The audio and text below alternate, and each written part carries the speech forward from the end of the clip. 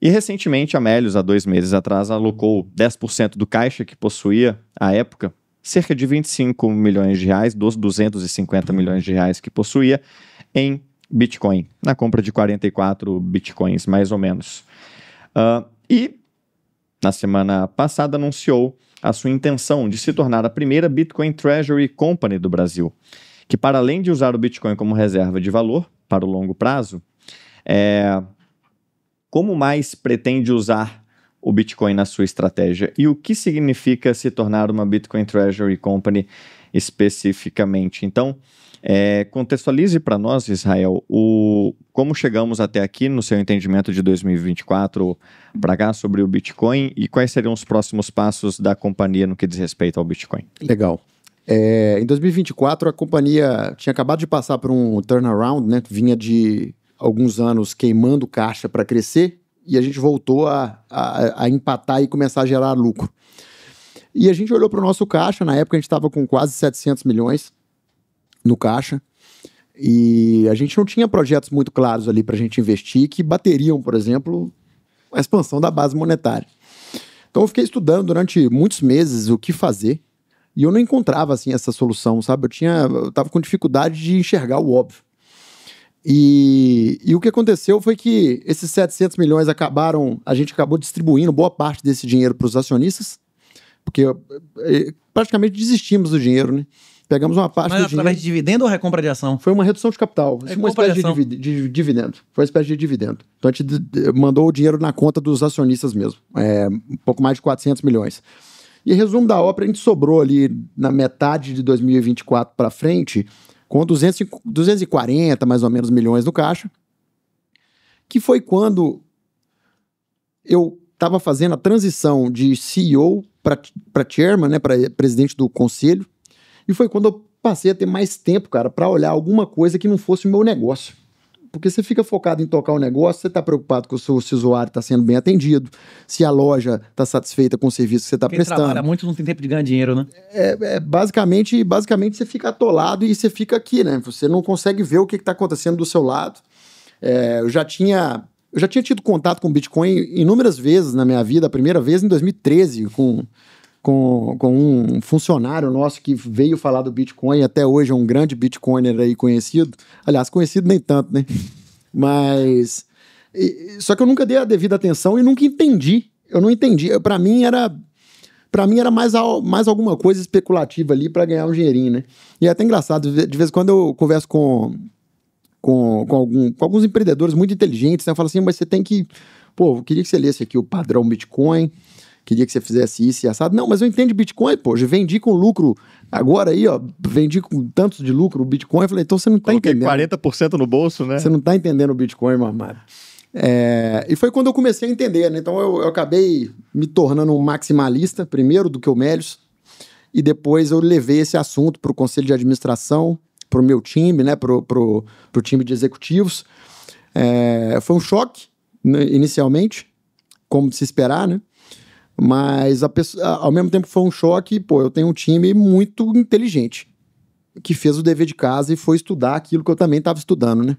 E foi aí que a gente decidiu dar esse primeiro passo, alocamos 10% do caixa em Bitcoin, chamamos uma assembleia para que os acionistas decidissem se a gente poderia ir além, né? Se a gente poderia comprar mais do que 10%, se a gente poderia pensar em instrumentos financeiros que vão ajudar a gente a comprar ainda mais.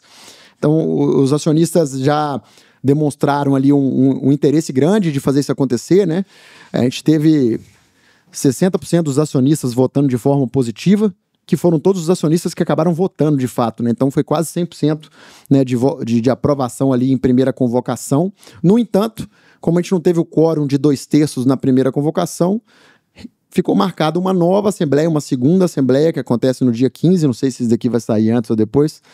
Dia 15 de maio. 15 de maio, onde a gente vota esse passo definitivo, né? Então, estou muito animado, muito feliz que a gente deu o primeiro passo e que agora a gente teve esse retorno legal dos acionistas. E desde que a gente colocou o Bitcoin na nossa tesouraria, foi como instalar um reator nuclear num negócio que estava adormecido, assim. A companhia ia bem, crescia, estava gerando caixa, 40 milhões de usuários com o nosso aplicativo, Sem dívida. sem dívida, e a nossa ação valendo o caixa e às vezes menor do que o caixa da empresa. O Benjamin Graham, né? Comprar $1 por 10 centavos. Não era comprar $1 por 90, 80 centavos. Era quase que isso mesmo. E o negócio morto, e o nosso volume de negociação muito baixo, né, na Bolsa. Então, o nosso negócio ele ficou conhecido como como falaram desse termo lá fora recentemente, né, como uma companhia zumbi, né? A empresa existe, mas tá lá meio que morta e viva na bolsa, ninguém E se tá você continuasse recomprando ação ou desfazendo caixa, ia diminuir o porte, até que não ia justificar, mas tá com o capital aberto, né? É porque quando você recompra o seu próprio caixa, você tá mais... Matando a empresa aos poucos. Você recompra a sua própria ação, você nada mais está do que se expondo aos riscos ainda mais daquele seu ativo. Você tá reduzindo a gordura, Você não tem reserva, Você tá comprando uma ação que tem você entra no formulário de referência da companhia, tem 300 riscos envolvidos, certo? A gente cria algo para guardar valor ao longo do tempo e não aumentar o nosso risco na companhia, porque a companhia já está ali. a atividade fim já tá... Isso. Não, inclusive, a exposição a Bitcoin deve atrair novos tipos, inclusive, de clientes que têm simpatia. Quando você abre uma pizzaria, qualquer negócio do mundo, aceita o Bitcoin. Você vai aparecer clientes que nunca viu ali, que só vão ali porque aceita Bitcoin, não é isso? Exatamente. Sem dúvida. Na hora, é uma tendência, né? Se a empresa é um treasury de Bitcoin, como o próprio Sailor, já tem você entra no site da MicroStrategy, você clica ali, tem Bitcoin Academy, não é isso? Com o tempo, a tendência é uma empresa que tem um treasury de Bitcoin, deu certo a negócio, vai ter bonde com opção, que é outra maneira de se expor a Bitcoin. Você passa a ter um público de Bitcoin e começa a ter demanda de produtos de Bitcoin, né? Que você tenha como o PicPay hoje em dia, todo mundo, o cara se expõe a Bitcoin. Eventualmente, abre inclusive espaço. Abre uma série de opcionalidades, né? É por isso que eu tô tão animado. E, cara, desde que a gente colocou o Bitcoin lá na tesouraria, a ação se valorizou, acho que 170%, 150%.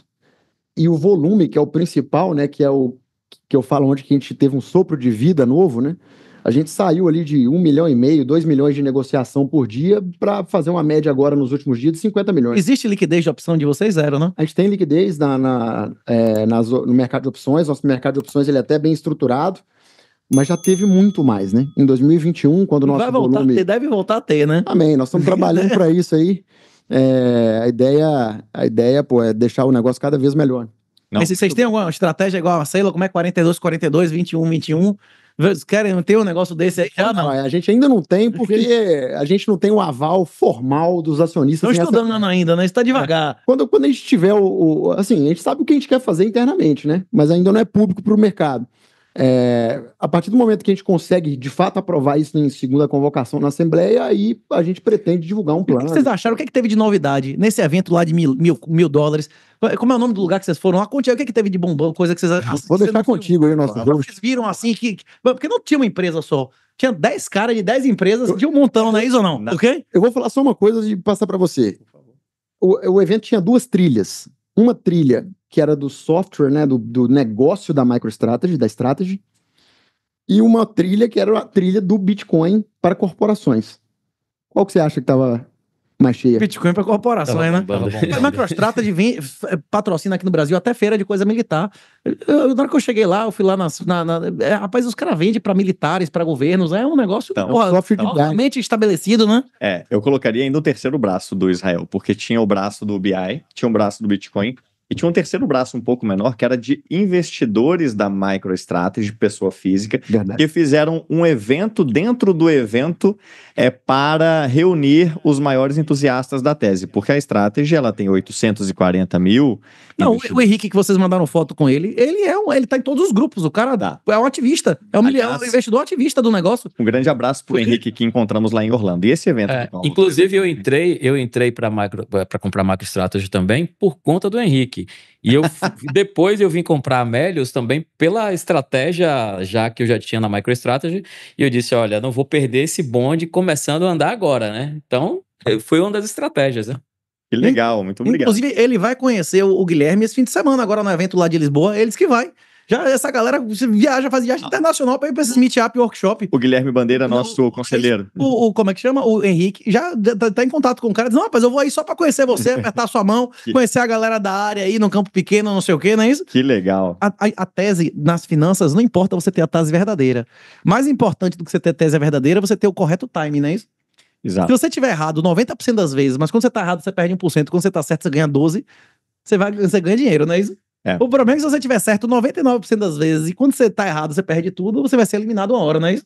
Isso mesmo. Ou não? O timing e a gestão de risco é sempre mais importante do que se você tem razão. Para sobrevivência, tanto no meio ambiente, de qualquer tipo de ameaça, quanto no mercado, a gestão de risco e a umidade é mais importante do que o percentual de vezes que você tá certo, não é isso ou não? Hein? Sim. E uma outra forma de dizer isso que eu vejo, pelo menos, é que estar certo cedo demais ou tarde demais é o mesmo que estar errado e que também nada é mais forte que uma ideia cuja hora tenha chegado. E aparentemente a hora das Bitcoin Treasury Companies chegou, a do Bitcoin chegou também logo antes. Quantas pessoas pagaram $1.000 lá? Você acha que foram quantas pessoas no evento lá? Foram 1.500 pessoas pagantes, então a $1.400 o ingresso. Mas comida à vontade, 5 dias. Comida à vontade. Tipo top, café da manhã. 3 dias, e eu vinha falando das 3 partes do evento, ainda antes de voltar para esse assunto. No evento a gente encontrou todas as outras principais Bitcoin Treasury Companies do mundo. Não só a MicroStrategy organizando o evento, agora Strategy, mas a Metaplanet do Japão, a Assembler dos Estados Unidos, a JetKing da Índia, a Blockchain Technology da França. The Blockchain Group da França. Então é um movimento global com o qual a gente aprendeu muito e está cheio de ideias para a ocorrida a aprovação oficial e definitiva formal em assembleia, colocarmos em prática o nosso plano.